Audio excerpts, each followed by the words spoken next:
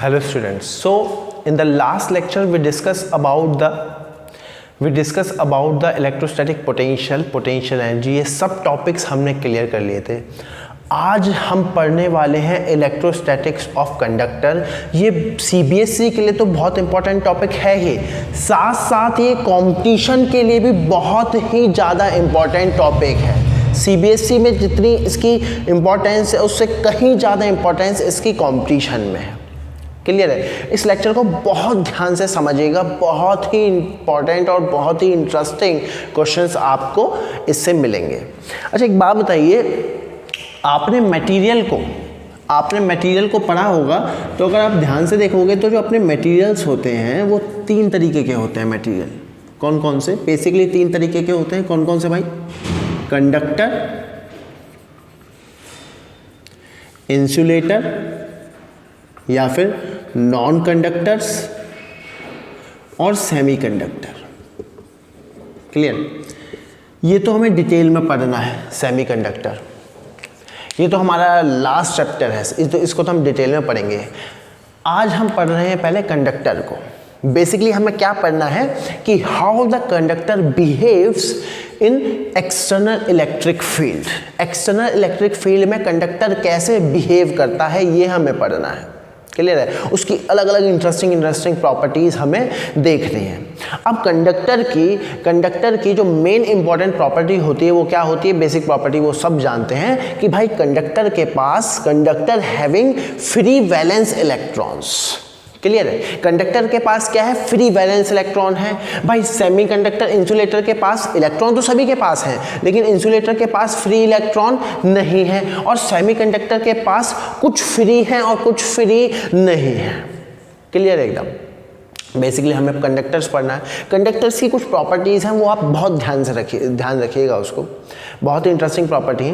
पहली बात तो कंडक्टर की जो बेसिक कोर प्रॉपर्टी हो गई वो हो गई कि भाई कंडक्टर के पास फ्री वैलेंस इलेक्ट्रॉन है। दैट मीन्स अगर मैं कंडक्टर को एक्सटर्नल इलेक्ट्रिक फील्ड में डालूंगा तो उन फ्री इलेक्ट्रॉन पर लगेगी फोर्स। अगर उन फ्री इलेक्ट्रॉन पर फोर्स लगेगी तो वो इलेक्ट्रॉन शिफ्ट होंगे। उसकी वजह से क्या होगा वो हम देखते हैं जरा देखते हैं। अगर आप बहुत ध्यान से देखोगे, लेट्स से मेरे पास एक कंडक्टिंग मटेरियल है। क्या है मेरे पास? एक कंडक्टिंग मटेरियल आर्बिट्ररी शेप का। क्लियर है? और मैंने एक एक्सटर्नल इलेक्ट्रिक फील्ड लगा दी इस डायरेक्शन में। क्या लगा दिया? External uniform electric field. Clear है? अब भाई क्या होगा? अब इसके पास क्या है? फ्री इलेक्ट्रॉन है। अब मान लो एक फ्री इलेक्ट्रॉन यहां पर हम मान लेते हैं, let's say this is one free electron. तो इस पर फोर्स किधर लग रही होगी भाई? इलेक्ट्रॉन पर क्या है? नेगेटिव चार्ज है। दैट मीन्स इस पर फोर्स किधर लगती है? Opposite to the external electric field. तो इस पर फोर्स किधर लगेगी? इधर की तरफ। दैट मीन्स जो इलेक्ट्रॉन है वो किधर की तरफ शिफ्ट होना शुरू हो जाएंगे? इधर की तरफ। मतलब यहां पर जो है नेगेटिव चार्ज क्रिएट होना शुरू हो जाएगा। अगर यहाँ पर नेगेटिव चार्ज क्रिएट होना शुरू हो गया तो यहाँ पर कौन सा चार्ज क्रिएट होना शुरू हो जाएगा? Positive charge. इसी फिनोमेना को बोलते हैं इंडक्शन ऑफ चार्ज, पहली बात। और इन्हीं को हम बोलते हैं इंड्यूस चार्ज। क्लियर एकदम? अब अगर आप बहुत ध्यान से देखोगे, नेगेटिव चार्ज यहां पर इकट्ठा होना शुरू हो गया, पॉजिटिव चार्ज यहां पर इकट्ठा होना शुरू हो गया। तो इंड्यूस चार्जेस की वजह से जो इलेक्ट्रिक फील्ड हुई इसकी डायरेक्शन हुई इधर, ई इंड्यूस्ड। अगर आप बहुत ध्यान से देखोगे, एक्सटर्नल इलेक्ट्रिक फील्ड और इंड्यूस्ड इलेक्ट्रिक फील्ड की डायरेक्शन क्या है? अपोजिट। इनिशियली क्या रहा होगा कि भाई इंड्यूस्ड इलेक्ट्रिक फील्ड का मैग्नीट्यूड कम होगा। अब जैसे जैसे अगर आप बहुत ध्यान से देखोगे, जैसे जैसे यहां पर, क्योंकि इलेक्ट्रॉन तो दौड़ ही रहे हैं इधर की तरफ बिकॉज ऑफ एक्सटर्नल फील्ड। अब जैसे जैसे यहां एक इलेक्ट्रॉन इकट्ठा होना शुरू होंगे, जैसे जैसे यहां पॉजिटिव चार्ज इंड्यूस होना शुरू होगा, वैसे वैसे ई इंड्यूस बढ़ेगा। अगर आप बहुत ध्यान से देखोगे तो एक इलेक्ट्रॉन पर दो फोर्सेस लग रही हैं। एक्सटर्नल फील्ड की वजह से फोर्स इधर है और इंड्यूस इलेक्ट्रिक फील्ड की वजह से फोर्स इधर है। इनिशियली क्या ज्यादा है? ये ज्यादा। इसीलिए इलेक्ट्रॉन किधर की तरफ ड्रिफ्ट हो रहा है? इधर की तरफ। जैसे जैसे इलेक्ट्रॉन यहां जमा हो रहा है और पॉजिटिव चार्ज यहां जमा हो रहा है, वैसे वैसे इंड्यूस इलेक्ट्रिक फील्ड का मैग्नीट्यूड भी बढ़ रहा है। क्या मेरी बात समझ में आ रही? और एक टाइम आएगा जब ये दोनों की दोनों फील्ड क्या हो जाएंगी, बैलेंस। उस टाइम पर नेगेटिव और पॉजिटिव चार्ज जो है यहां पर रुक जाएगा, मतलब जितना नेगेटिव चार्ज यहां आ गया उतना ही पॉजिटिव चार्ज यहां आ गया, एंड देन प्रोसेस स्टॉप। उस टाइम पर inside conducting material net electric field कितनी हो जाएगी, 0। क्यों? क्योंकि ई इंड्यूस इधर की तरफ है और ई एक्सटर्नल इधर की तरफ है।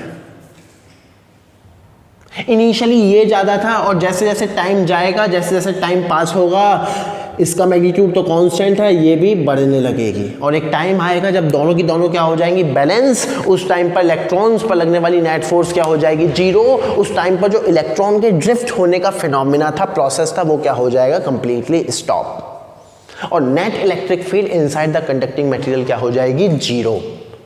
और ये ही एक बहुत इंपॉर्टेंट प्रॉपर्टी है। और पहली बात, ये जो प्रोसेस है, ये प्रोसेस है, ऐसा नहीं है कि इस प्रोसेस में 1 घंटा लग रहा है या 2 घंटा लग रहा है या बहुत टाइम लगेगा। It is simultaneous process, spontaneous process. एकदम सडनली जैसे ही आपने कंडक्टर को नेट इलेक्ट्रिक फील्ड में डाला, अनंत इलेक्ट्रॉन है उसके पास, फ्री, अनंत फ्री इलेक्ट्रॉन है, वैसे ही चार्जेस का इंड्यूस हुआ, वैसे ही चार्जेस सेपरेट आउट हुए, induce electric field opposite to the external electric field लगी। क्लियर? और चार्जेस अपने आप को इस तरह से रीअरेंज कर लेंगे कि such that the net electric field inside the conducting material is always 0। And this is the most important property of the conductor, conducting material. क्या है वो इंपॉर्टेंट प्रॉपर्टी? कि charges are rearrange themselves in such a fashion that net electric field inside the conducting material is always 0। Conducting material के अंदर हमेशा electric field क्या होती है, नेट इलेक्ट्रिक फील्ड क्या होती है, 0। इसको समझ लो। E external will be equals to E induce, magnitude में सेम, डायरेक्शन में अपोजिट। अगर आप ई एक्सटर्नल को और बढ़ा दोगे तो उसी सेम प्रोपोर्शनेट से ई इंड्यूस बढ़ेगा, लेकिन inside the conductor net electric field is what, 0। तो इस लाइन को आप नोट कीजिएगा। ड्यू टू स्टैटिक चार्जेस, रुके हुए चार्जेस, ड्यू टू, क्योंकि हम इलेक्ट्रोस्टैट्स पढ़ रहे हैं, due to static charges the net electric field inside the conductor is always, inside the conducting material is always 0। Charges rearrange themselves in such a fashion that net electric field inside the conductor is always 0. This is the most important property of the conductor. बहुत important property है conductor की। क्या मेरी बात समझ में आ रही है? इसको आप नोट कीजिए, स्क्रीन को पॉज करिए और इसको नोट कीजिए। ओके, सो कंडक्टर की एक हमने बहुत ही इंपॉर्टेंट प्रॉपर्टी देख ली कि अगर आप किसी कंडक्टिंग मटेरियल को electric field, external electric field में रखते हो तो charges will rearrange themselves in such a fashion that net electric field inside the conductor is 0। Clear एकदम? अब और प्रॉपर्टी देखते हैं भाई। उससे पहले ऑल्दो मैं कंडक्टर की जनरल प्रॉपर्टीज भी आपको पढ़ाऊंगा, जनरल कंडक्टर के बारे में मैं आपको पढ़ाऊंगा, लेकिन जो मेजर पोर्शन क्वेश्चन का आता है वो आता है स्फेरिकल कंडक्टर और कंडक्टिंग प्लेट से। तो दो कंडक्टर्स को, तो दो तरीके के कंडक्टर को हम बहुत डिटेल में पढ़ने वाले हैं। कौन कौन सा? एक तो स्फेरिकल कंडक्टर और एक कंडक्टिंग प्लेट्स। अब अगर आप बहुत ध्यान से देखोगे तो जो स्फेयर है, स्फेरिकल शेप का जो कंडक्टर है वो कितने टाइप का हो सकता है। देखिए, अगर मान लो मैं यहाँ पे लिख दूँ स्फेयर, खाली यहाँ पर स्फेयर लिख दूँ, ऑल्दो ये सब मैं पढ़ा चुका हूँ आपको, खाली मान लो मैं यहाँ पर स्फेयर लिख दूँ तो देखिए वो क्या क्या हो सकता है। एक तो हॉलो स्फेयर, एक क्या हो सकता है भाई, hollow sphere, conducting hollow sphere. Clear है भाई? और एक क्या हो सकता है भाई, कंडक्टिंग सॉलिड स्फेयर। एक क्या बताया मैंने, हॉलो स्फेयर, एक क्या बताया मैंने, कंडक्टिंग सॉलिड स्फेयर, और एक क्या हो सकता है भाई, एक क्या हो सकता है भाई, नॉन कंडक्टिंग सॉलिड स्फेयर। क्या मेरी बात समझ में आ रही?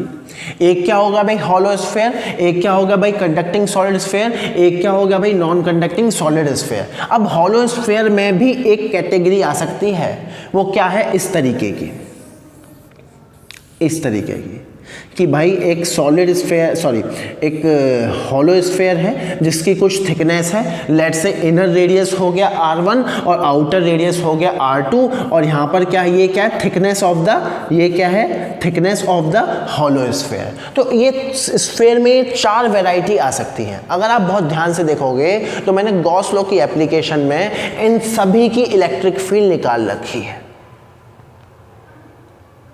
इन सभी की इलेक्ट्रिक फील्ड निकाल रखी है, और उसके बाद इन सभी का मैंने पोटेंशियल भी निकाल रखा है। एक बार उसको रिकॉल कर लेते हैं, एक बार उसको रिवाइज कर लेते हैं। अगर आप बहुत ध्यान से देखोगे, अगर आप बहुत ध्यान से देखोगे, क्योंकि वो सभी चीज़ यहाँ पर यूज़ होने वाली है, अगर आप बहुत ध्यान से देखोगे, मान लीजिए एक हॉलो स्फेयर है, जल्दी जल्दी रिवाइज कर लेते हैं। एक हॉलो स्फेयर है और उस पर Q चार्ज यूनिफॉर्मली डिस्ट्रीब्यूटेड है, क्लियर है। अब एक मैं पॉइंट लूँगा, ये पॉइंट बाहर भी हो सकता है, अंदर भी हो सकता है, और जो कंसीडरेशन पॉइंट है हमारा, उसकी दूरी सेंटर से हमेशा क्या लूंगा मैं, स्मॉल r। तो स्मॉल r क्या हो जाएगा, स्मॉल r क्या हो जाएगा, इसको ध्यान रखना, ये स्टैंडर्ड भी है। स्मॉल r क्या हो गया, distance between the centre of the sphere, distance between the centre of the sphere and the point of consideration, clear है। अगर आप बहुत ध्यान से देखोगे, ये पॉइंट क्या हो गया, आउटसाइड। अब आप ध्यान से देखोगे, यहाँ पर भी इलेक्ट्रिक फील्ड निकल सकती है और यहाँ पर भी इलेक्ट्रिक फील्ड निकल सकती है, यहाँ पर भी पोटेंशियल निकल सकता है और यहाँ पर भी पोटेंशियल निकल सकता है। याद कीजिए, याद कीजिए,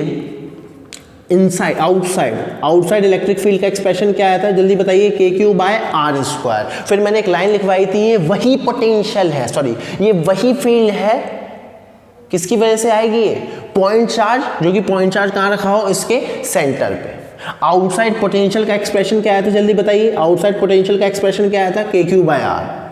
उतना ही जितना कि एक पॉइंट चार्ज की वजह से आएगा, वो पॉइंट चार्ज कहाँ रखा हो, सेंटर पे, clear. Inside, inside electric field कितनी आई थी ऑन द सरफेस, तो बहुत सिंपल है, स्मॉल r की जगह कैपिटल R रख देना। इनसाइड इलेक्ट्रिक फील्ड कितनी आई थी, जल्दी बताइए, इनसाइड इलेक्ट्रिक फील्ड कितनी आई थी, इनसाइड इलेक्ट्रिक फील्ड कितनी आई थी, 0। ये तो सभी को मालूम है, ये तो बहुत इंपॉर्टेंट प्रॉपर्टी है।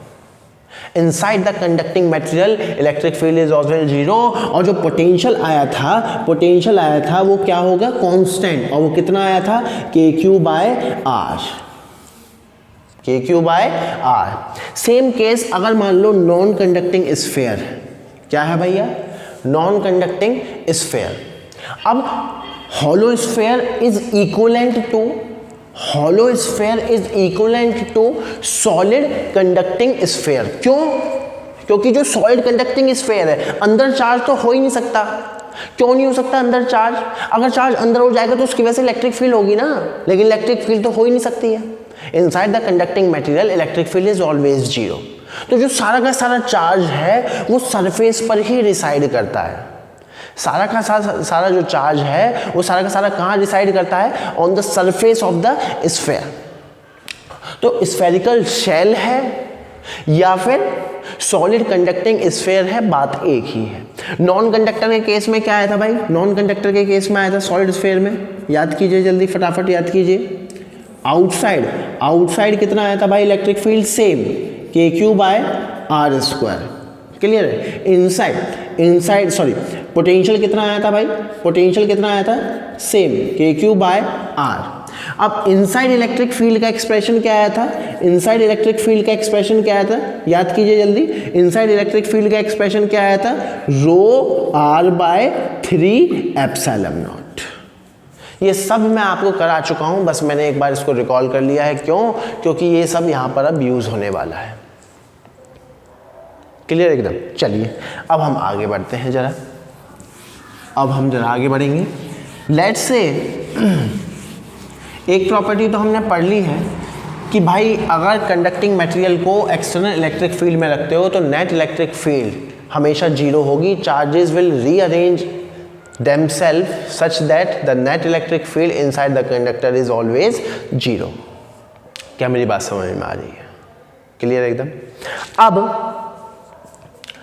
let's say मेरे पास एक कंडक्टर, लेट्स से मेरे पास एक स्फेरिकल कंडक्टर है जिसका रेडियस क्या है r। क्लियर एकदम। अब मैंने इसको Q चार्ज दिया एक्सटर्नली, मैंने इसको Q चार्ज दिया एक्सटर्नली। अब ये Q चार्ज कहाँ जाएगा देखते हैं जरा।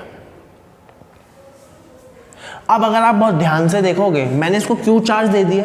अब जरा मैं गॉस लॉ अप्लाई करूंगा, गॉस लॉ की एप्लीकेशंस लूंगा। मैं जस्ट इसके अंदर, ये जो सरफेस है इसके जस्ट अंदर एक गॉसियन सरफेस ले लेता हूं, लेट्स से लाइक दिस।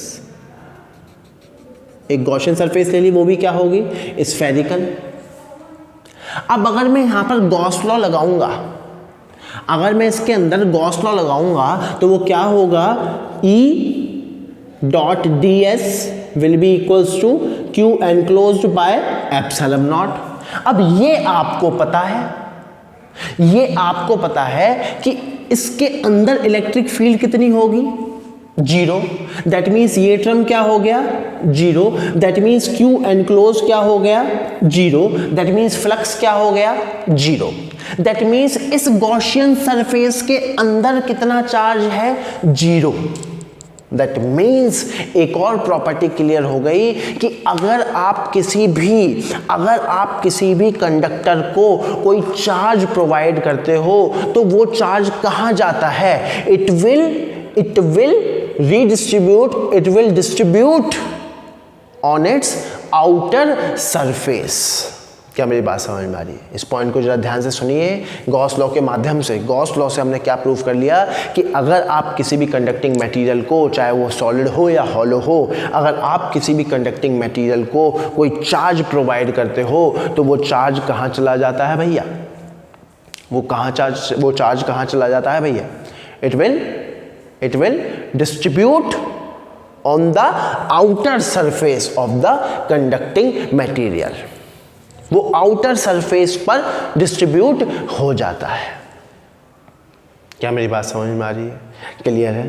तो एक और प्रॉपर्टी हमने पढ़ ली, एक और प्रॉपर्टी गॉस लॉ के माध्यम से हमने प्रूव कर ली कि भैया किसी भी कंडक्टिंग मटेरियल को आप कुछ एक्सटर्नली चार्ज दे रहे हो। देखो दो चीज़ हमने पढ़ी, पहले एक्सटर्नल फील्ड में आपने उसको रखा, फिर एक्सटर्नली चार्ज दे दिया। अगर एक्सटर्नल फील्ड में हम रखते हैं, अगर उसको एक्सटर्नल फील्ड में रखते हैं तो इनर सरफेस पर चार्जेस इंड्यूस हो जाते हैं in such a fashion that net electric field inside the conductor is always 0। और अगर मैं एक्सटर्नली उसको कुछ चार्ज देता हूं तो वो चार्ज आउटर सरफेस पर अपने आप को रीडिस्ट्रीब्यूट कर लेता है such that net electric field inside the conductor is always 0।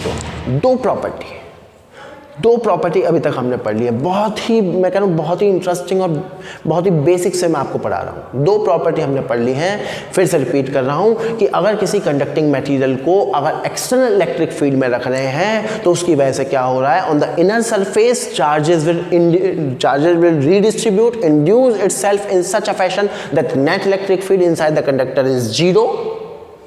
and if you are providing some charge externally to the conductor, then that charge will redistribute या फिर distribute on the surface of the conductor।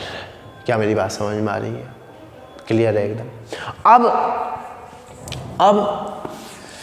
अगर आप बहुत ध्यान से देखोगे, although ये theorem जो है आपके सिलेबस में नहीं है, लेकिन फिर भी हम इसके बारे में बात करते हैं। अगर आप बहुत ध्यान से देखो, मान लो कोई भी कंडक्टिंग मटेरियल है, चाहे वो सॉलिड है या हॉलो है, अगर आप उसको कुछ चार्ज दे रहे हो तो वो हमेशा उसके आउटर सरफेस पर ही डिस्ट्रीब्यूट होगा। चाहे सॉलिड भी है तो वॉल्यूम पे थोड़ा डिस्ट्रीब्यूट होगा। चाहे मैं कह रहा हूँ कोई भी शेप का हो कंडक्टर, अब कंडक्टर भैया कोई भी शेप का हो, अगर आपने उसको एक्सटर्नली कुछ चार्ज दे दिया है तो वो charge on the outer surface of the conducting material अपने आप को डिस्ट्रीब्यूट कर लेगा in such a fashion that net electric field inside the conductor is 0। क्या मेरी बात समझ में आ रही है? क्लियर एकदम। अब अगर आप बहुत ध्यान से देखोगे, मान लो कंडक्टर हमारा कुछ इस शेप में है, लाइक दिस। क्लियर?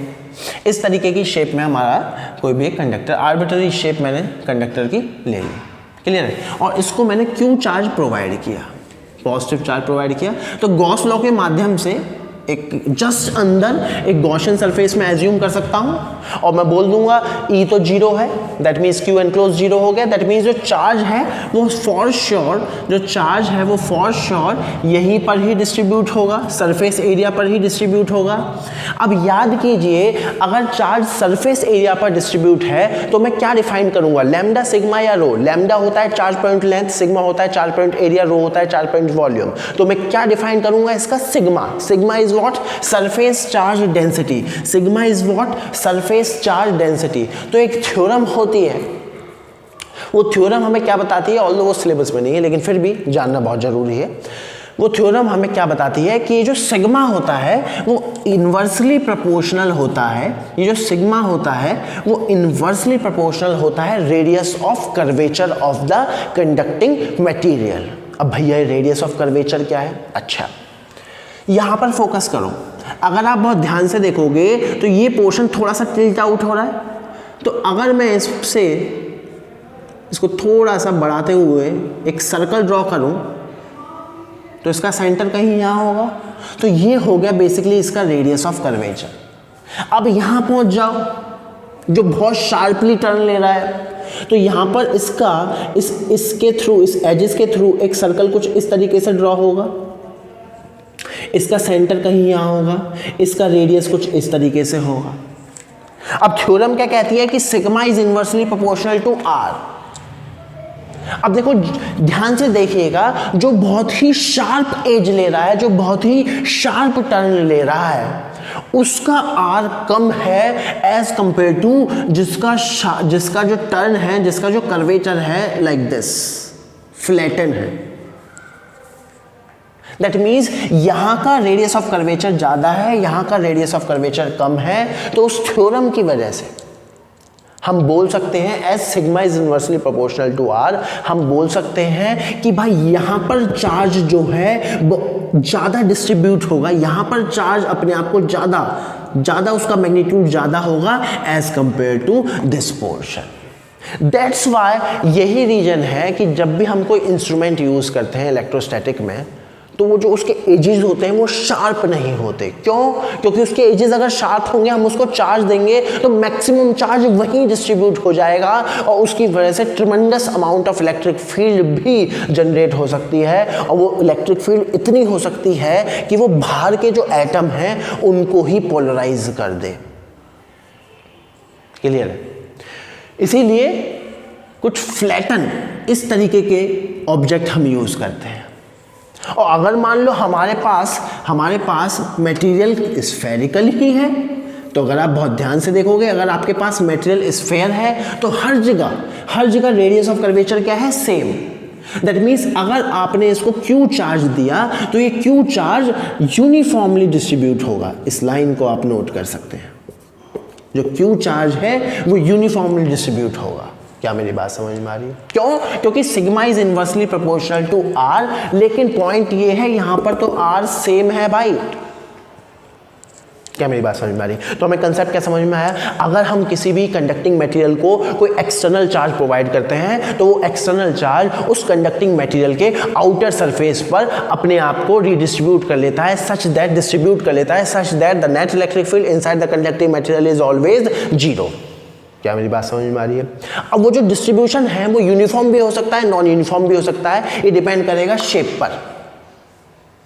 और एक थ्योरम से हम बता सकते हैं कि sigma is inversely proportional to R, जिसके टर्न ज्यादा शार्प होंगे वहां पर डिस्ट्रीब्यूशन चार्ज का ज्यादा होगा as compare to this flatten. और अगर कंडक्टिंग मटेरियल स्फेरिकल है, जो कि हम डिटेल में पढ़ेंगे, तो वहां पर जो चार्ज डिस्ट्रीब्यूशन है वो कैसा होगा, प्योरली यूनिफॉर्म। क्या मेरी बात समझ में आ रही है आपको? क्या कंसेप्ट आपके क्लियर है? चलिए आगे बढ़ते हैं। इसको आप नोट कीजिएगा, स्क्रीन पॉज करके इसको आप नोट कीजिएगा, हम आगे बढ़ेंगे। अब भैया 2-3 प्रॉपर्टी हमने कंडक्टर की बहुत अच्छे से पढ़ ली कि कंडक्टर को अगर हम इलेक्ट्रिक फील्ड में, एक्सटर्नल इलेक्ट्रिक फील्ड में रखेंगे तो क्या होगा, और अगर हम कंडक्टर को एक्सटर्नली कोई चार्ज प्रोवाइड कर रहे हैं तो क्या होगा। क्लियर है एकदम। अब किस तरीके के क्वेश्चन आ सकते हैं उनको जरा उन पे जरा फोकस करिए। भाई मान लो मेरे पास एक सॉलिड स्फीयर है, सॉलिड कंडक्टिंग स्फीयर है जिसका कुछ एक पर्टिकुलर रेडियस है। क्लियर। मान लो इसके सेंटर से पास होता हुआ मैं एक स्मॉल स्फीयर कट कर लूं तो देखिए इसकी शेप कुछ इस तरीके से बन जाएगी, इस तरीके की स्ट्रक्चर बन गई। इसको हम बोलते हैं कैविटी। इसको हम क्या बोलते हैं? कैविटी। मतलब कि इतना पोर्शन क्या है? खाली। इतना पोर्शन क्या है? यहां पर खाली। क्या मेरी बात समझ में आ रही है? क्लियर है। अब अगर आप बहुत ध्यान से देखोगे तो यहां पर क्या है भाई? यहां पर क्या है? Conducting material. ये इतने पोर्शन में क्या है? Conducting material. क्लियर है। अब मान लो कि भाई इसके सेंटर पे मैं एक चार्ज रख दूं Q और इसका रेडियस लेट से ले लो आप R1 और इसका रेडियस लेट से ले लो आप R2। अब मान लो मैंने यहां पर Q चार्ज रख दिया तो देखिए क्वेश्चन क्या आता है। 3 पॉइंट बन रहे हैं लेट से A, B और C। This point is A, this point is B, this point is C। वो आपसे क्वेश्चनिंग करता है कि बताओ A पर इलेक्ट्रिक फील्ड बताओ, B पर इलेक्ट्रिक फील्ड बताओ, C पर इलेक्ट्रिक फील्ड बताओ, A पर पोटेंशियल बताओ, B पर पोटेंशियल बताओ और C पर पोटेंशियल बताओ। और चार्ज मैंने यहां रख दिया इसके सेंटर पे। चार्ज मैंने कहां रख दिया है? इसके सेंटर पे। मतलब कैविटी पर, कैविटी के सेंटर पे हमने क्या रख दिया है? चार्ज को रख दिया है। अब चलते हैं भैया। अच्छा एक बात बताओ, कंडक्टिंग मटेरियल तो यहां है और कोर कंसेप्ट क्या है? Inside the conducting material always electric field is zero. बहुत ही इंपॉर्टेंट, बहुत ही जबरदस्त रिजल्ट अब निकलने वाले हैं, इसको बहुत ध्यान से देखिएगा। अगर आप बहुत ध्यान से देखोगे तो लेट्स से मैं इस कंडक्टिंग मटेरियल के इनर सरफेस के जस्ट ऊपर एक गॉसियन सरफेस ले लूं। जस्ट ऊपर, ये इतना डिस्टेंस होगा नहीं, वो मैं दिखा रहा हूं बस। ये एक गॉसियन सरफेस ले लें और यहां पर अपना गॉस लॉ लगाऊं तो गॉस लॉ कहता है surface integral of net electric field for a close loop will be equals to Q enclosed by epsilon naught. और मुझे एक और चीज मालूम है, कि भाई इस गॉसियन सरफेस के अंदर क्या है? ये इस गॉसियन सरफेस के अंदर क्या है? यहां पर कंडक्टिंग मटेरियल। और कंडक्टिंग मटेरियल में इलेक्ट्रिक फील्ड क्या होगी? जीरो। मतलब ये टर्म क्या हो गई? जीरो। अगर इलेक्ट्रिक फील्ड जीरो होगी तो फ्लक्स जीरो हो गया, फ्लक्स जीरो हो गया तो Q एनक्लोज जीरो हो गया। दैट मीन्स इस गॉसियन सरफेस के अंदर जो चार्ज है वो कितना हो गया है? जीरो। लेकिन एक और बात सत्य है कि इस कंडक्टिंग मटेरियल के अंदर Q चार्ज तो मुझे दिख ही रहा है। अब अगर यहां पर Q चार्ज है और इसके अंदर नेट चार्ज जीरो है, दैट मीन्स सेम मैग्नीट्यूड का बट अपोजिट पोलैरिटी का चार्ज कहीं ना कहीं तो इंड्यूस हुआ होगा, such that net charge will become zero. अब देखो वो जो नेट चार्ज है हवा में तो आएगा नहीं नेगेटिव चार्ज, और इस इनर सरफेस के जस्ट ऊपर भी नहीं आ सकता। क्यों? क्योंकि अगर इस इनर सरफेस के जस्ट ऊपर आ गया तो वहां इलेक्ट्रिक फील्ड होगी कुछ ना कुछ, या फिर चार्ज है। लेकिन ऐसा तो सत्य है ही नहीं। Q एनक्लोज इसके अंदर क्या है? Zero. That means same magnitude का बट अपोजिट पोलैरिटी का एक चार्ज इसके इनर सरफेस पर क्या हो जाएगा? इंड्यूस। मतलब यहां पर क्या इंड्यूस हो गया है? Negative charge. यहां पर क्या इंड्यूस हो गया है? Negative charge. ये कंफ्यूज मत हो जाना, ये गॉसियन सरफेस के लिए है। ये किसके लिए है? इसको भले ही मैं रब कर देता हूं, ताकि आपको परेशानी ना हो। इसको आप नोट कर लीजिएगा, उतारते टाइम इसको आप नोट कर लीजिएगा। ये क्या था? Gaussian surface. जो मैंने अभी रब किया है ये क्या था? Gaussian surface. और गॉस लॉ की मदद से ही हमें क्या पता चला? कि जैसे ही इसके कैविटी पे सेंटर पे एक प्लस Q चार्ज रखा हुआ है, वैसे ही तुरंत यहां पर इसके इनर सरफेस पर एक नेगेटिव चार्ज क्या हो जाएगा, इंड्यूस। क्या मेरी बात समझ में आ रही है? Clear? Same magnitude but polarity opposite. अब लेट्स से इनिशियली, मैं वो बोलना भूल गया या फिर अभी बोल देता हूं, लेट्स से इनिशियली ये कंडक्टर जो था वो न्यूट्रल था। अब law of conservation of charge क्या कहता है? भाई आपने यहां दिखा दिया कि नेगेटिव चार्ज इंड्यूस हो गया है, अब भाई टोटल चार्ज तो जीरो ही रहेगा। अगर यहां पर negative minus Q charge induce हो गया है तो इस पर सेम मैग्नीट्यूड का बट अपोजिट पोलैरिटी का एक और चार्ज इंड्यूस हुआ होगा। अब वो कहां हुआ होगा? अंदर तो कहीं हो नहीं सकता, तो वो कहां हो गया होगा? अब आउटर सरफेस पर। कहां हो गया होगा? अब आउटर सरफेस पर। बहुत ही इंपॉर्टेंट रिजल्ट निकला है कैविटी प्रॉब्लम का। क्या था फिर से देखते हैं। मान लीजिए एक सॉलिड कंडक्टिंग स्फीयर था, उसके सेंटर से आपने एक स्मॉल स्फीयर कट कर लिया, वही क्या बन गई? कैविटी।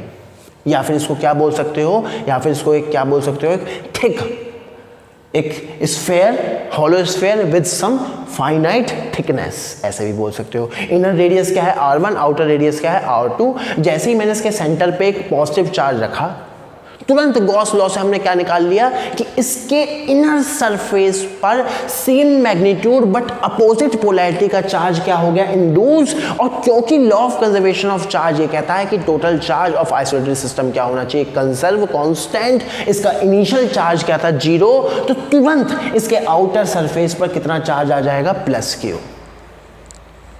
इसके आउटर सरफेस पर कितना चार्ज आ जाएगा? Plus Q. ये तो हो गया भाई रीडिस्ट्रीब्यूशन ऑफ चार्ज।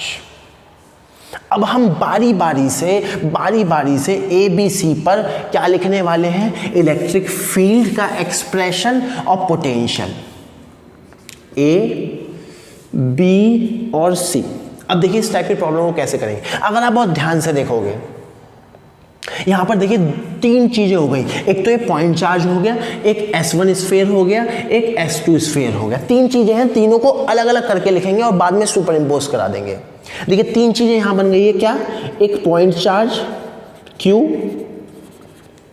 एक S1 स्फीयर जिस पर कितना चार्ज है? -Q, एक S2 स्फीयर जिस पर कितना चार्ज है? +Q।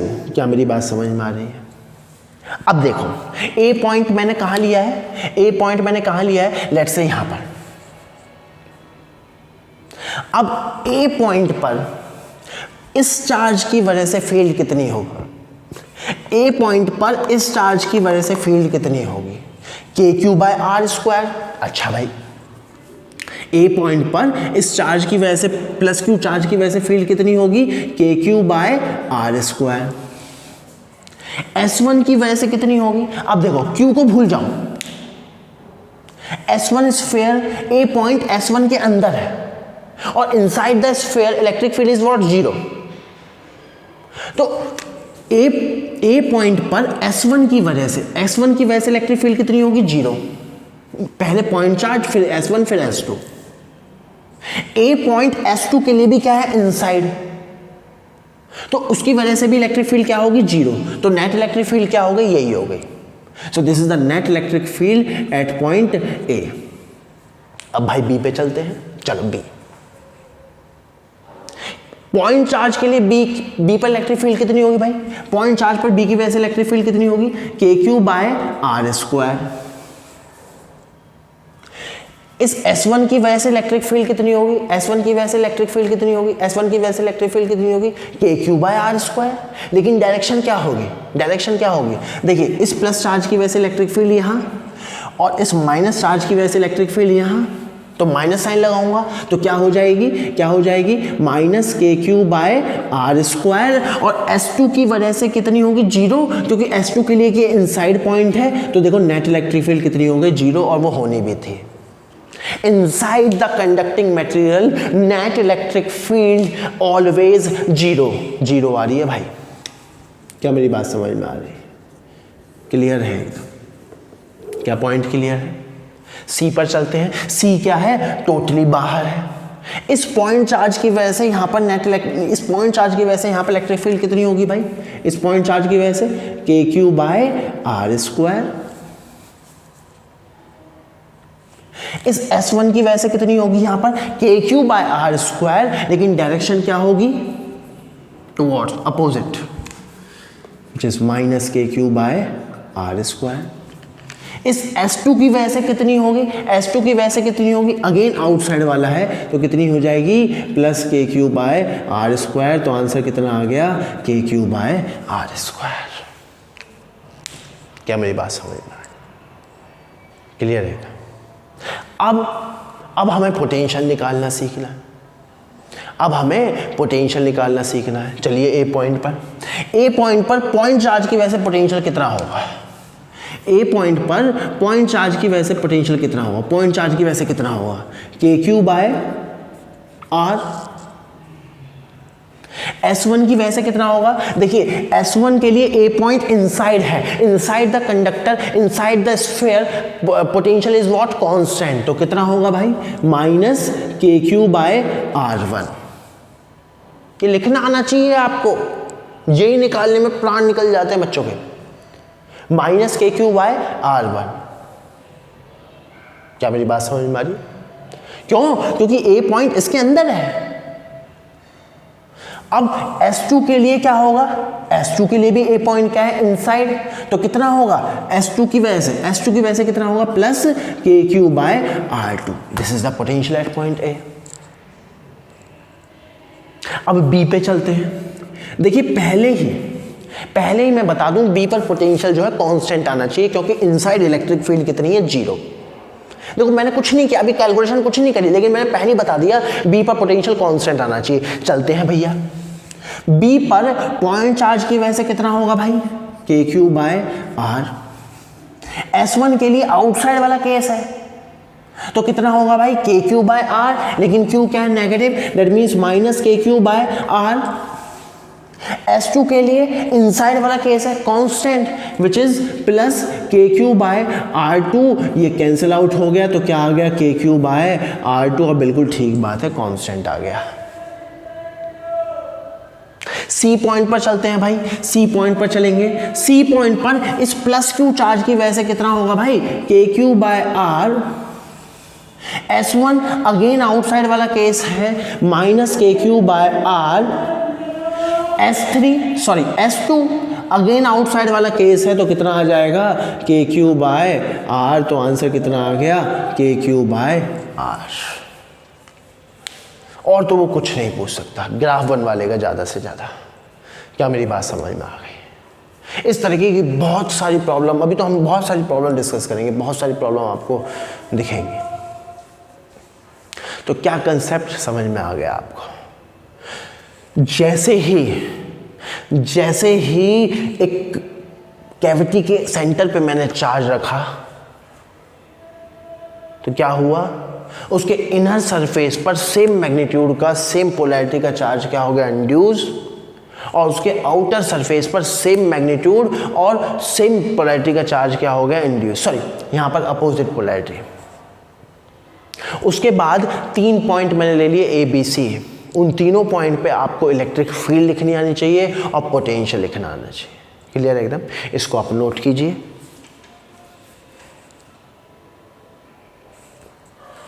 ओके, सो कंडक्टर पे हम और आगे बढ़ चुके हैं। पहली प्रॉपर्टी एकदम बिल्कुल जीरो से चलेंगे। पहली प्रॉपर्टी एक्सटर्नल इलेक्ट्रिक फील्ड में डाला, inside the conductor charge induce हुआ in such a fashion that net electric field inside the conducting material is 0। उसको कुछ चार्ज दिया तो वो चार्ज अपने आप को डिस्ट्रीब्यूट कर लेगा on the outer surface such that net electric field inside the conductor is 0, और वो डिस्ट्रीब्यूशन कैन बी यूनिफॉर्म और नॉन यूनिफॉर्म। क्लियर है? उसके बाद हमने कुछ कैविटी प्रॉब्लम देखी। Cavity problem is very important, इसकी फिजिकल सिग्निफिकेंस मैं आपको बताऊंगा। क्लियर है? कैविटी हमने क्या देखा कि अगर उसके सेंटर पे कोई चार्ज मैंने रख दिया है, कैविटी के सेंटर पे कोई एक चार्ज हमने रख दिया है, तो चार्जेस का डिस्ट्रीब्यूशन हुआ इनर सरफेस के अंदर और आउटसाइड सरफेस के बाहर। क्या मेरी बात समझ में आ रही है? क्लियर? उसकी वजह से ABC 3 पॉइंट हमने लिए, उस पर इलेक्ट्रिक फील्ड और पोटेंशियल आपको लिखना आना चाहिए। एक दो प्रॉब्लम सिंपल सी मैं और ले लेता हूं। लेट्स से एक प्रॉब्लम ले लेता हूं, जल्दी आप आंसर कीजिएगा। लेट्स से एक सरफेस है, इसका रेडियस लेट्स से है R, इसका है 2r, और ये सारा का सारा क्या है, कंडक्टिंग मटेरियल। ये सारा का सारा क्या है, कंडक्टिंग मटेरियल। वही कहानी है अपनी, एक स्फेयर रहा होगा, एक कंडक्टिंग सॉलिड स्फेयर रहा होगा, उसका रेडियस 2r रहा होगा, स्मॉल r रेडियस का हमने कैविटी कट कर ली। क्लियर है एकदम। अब लेट्स से हम मानते हैं कि भाई इसके सेंटर पे लेट्स से मैं एक चार्ज रख देता हूँ q, और इसको एक्सटर्नली 2q चार्ज भी मैं प्रोवाइड कर देता हूँ।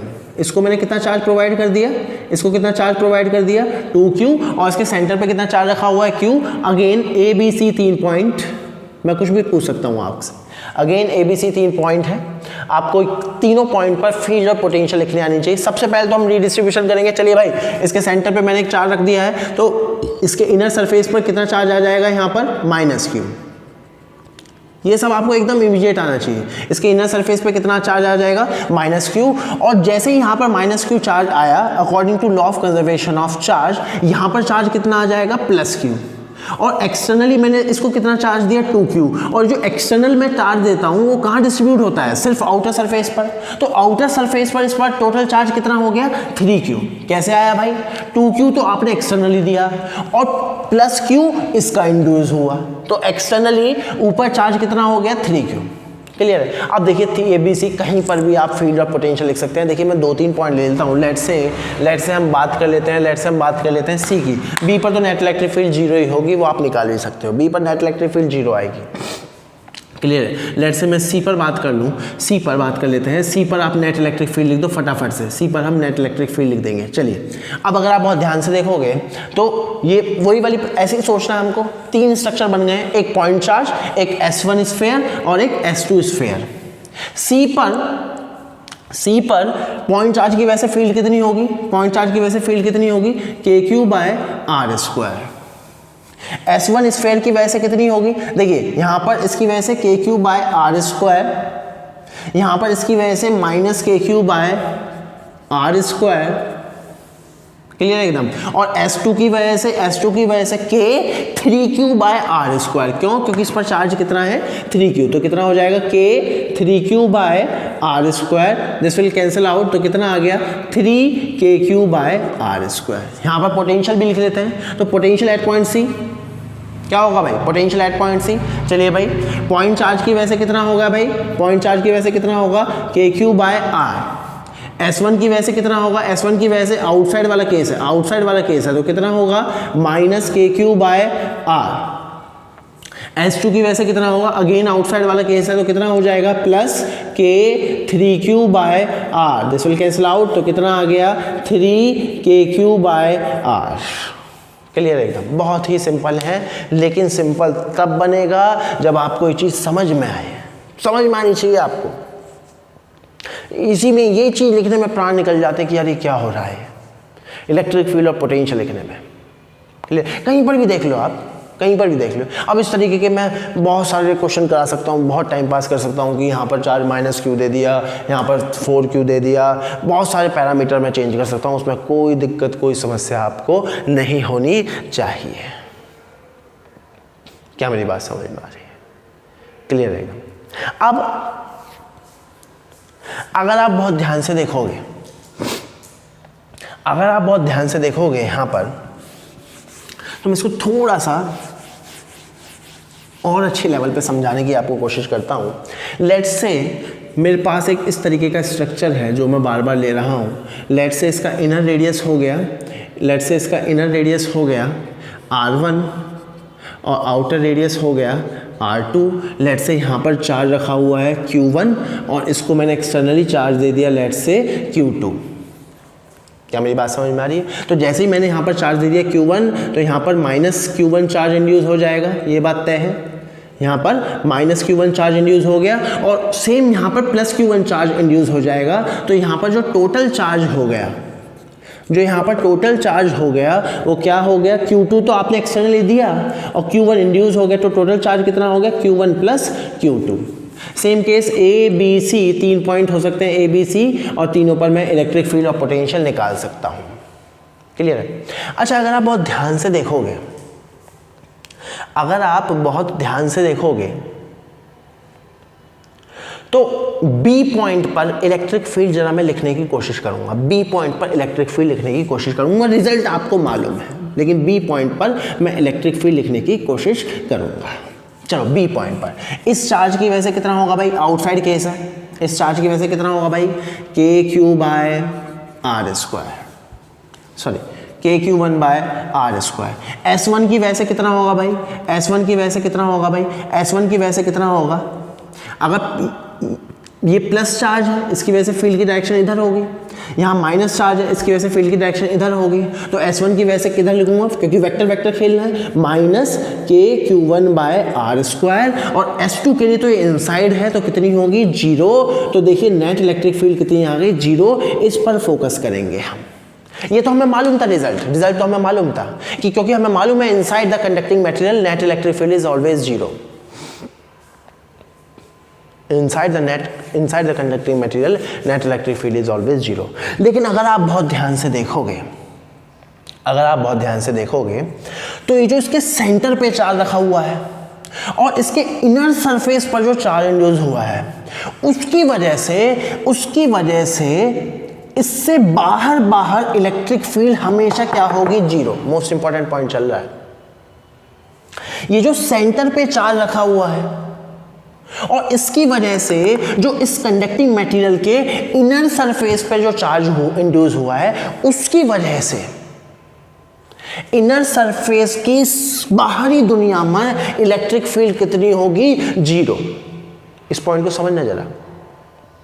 सेंटर पे बीच में जो कैविटी में कहीं पर भी जो चार्ज रखा हुआ है उसकी वजह से जो इनर सरफेस पर कंडक्टिंग मटेरियल के इनर सरफेस पर जो चार्ज इंड्यूस हुआ है, इन दोनों की वजह से इनर सरफेस के बाहर सब जगह नेट इलेक्ट्रिक फील्ड कितनी होगी, 0।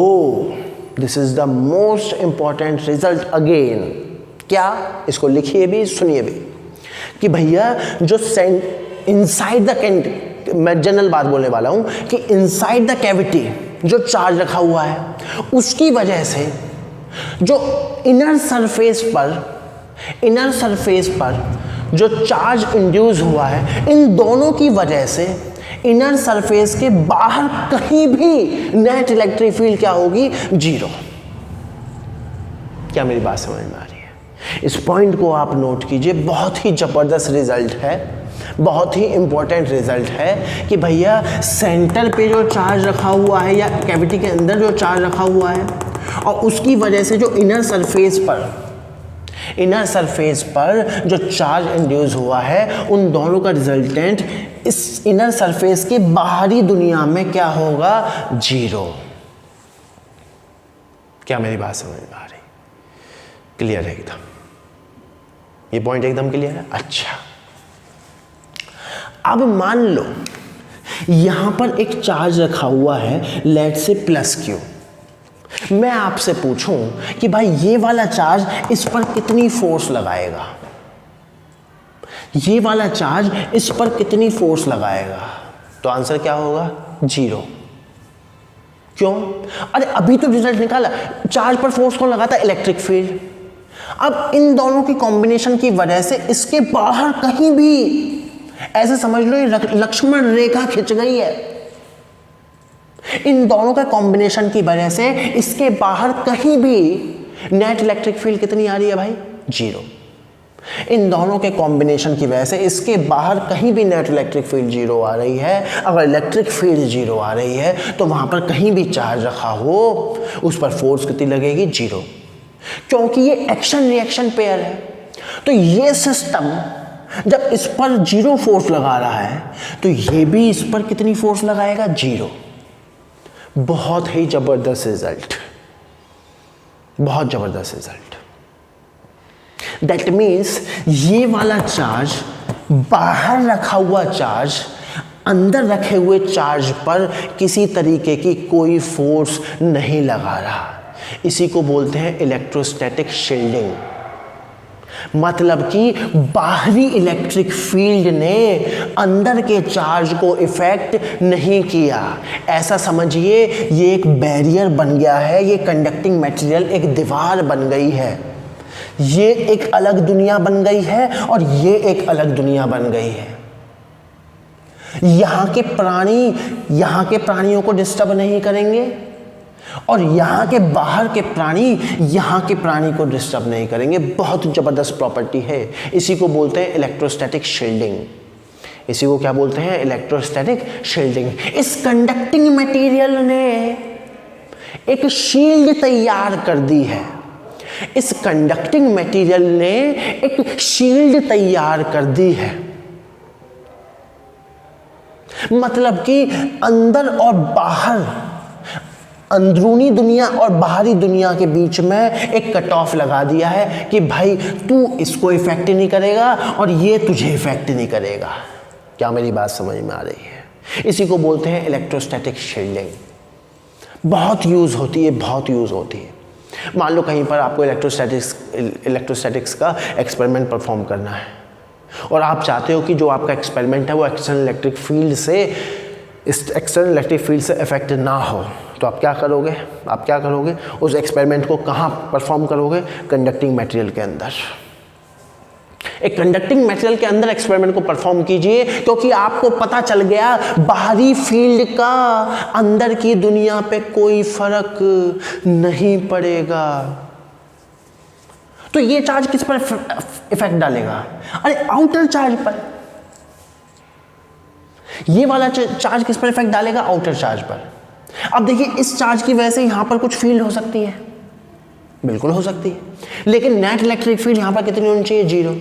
तो जैसे ही आपने आउटर चार्ज रखा तो जो यहां पर आपने यहां पर इसके आउटसाइड कोई चार्ज रखा, एक्सटर्नल चार्ज रखा, अब ये जो आउटर सरफेस पर जो चार्ज है अपने आप को अगेन रीडिस्ट्रीब्यूट करेंगे in such a manner, in such a fashion that net electric field inside the conducting material is again always 0।